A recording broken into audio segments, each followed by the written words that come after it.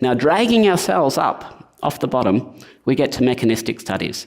Mechanistic studies, in the purest sense, occupy themselves with understanding the underlying reactions and mechanisms, often at a molecular level, that lead to disease. Let's take a look at an example of the misuse of mechanistic research to propagate the myth that red meat causes bowel cancer.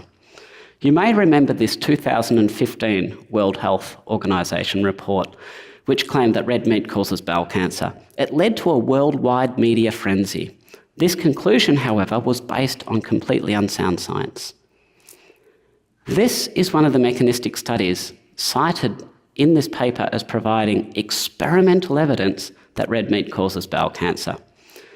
It is a study on rats which were injected with a chemical called azoxymethane and then subsequently fed either white meat or blood sausage. Now, azoxymethane is a toxic chemical specifically used to induce bowel cancer in animals. That's what it does. The fact is, by being injected with azoxymethane, the rats in this study were likely to develop bowel cancer no matter what diet they were on. Except none of the rats in this study actually did develop bowel cancer. None. None in the white meat group, none in the blood sausage group.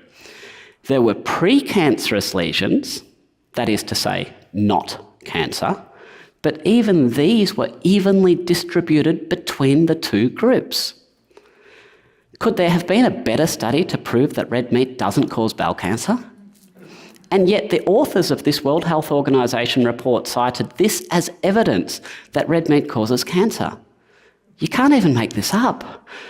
After you've processed that, ask yourself, could this have been an honest mistake? And for what it's worth, I consider animal research to be at the level of mechanistic evidence. The fact is, there are significant physiological differences between animals and humans, which severely limits the extrapolation of any findings. Take thalidomide, a drug unleashed on pregnant mothers to treat morning sickness. It has devastating consequences on unborn humans. And yet, this effect is not seen in rats. Clearly, findings in animal studies do not always translate to humans.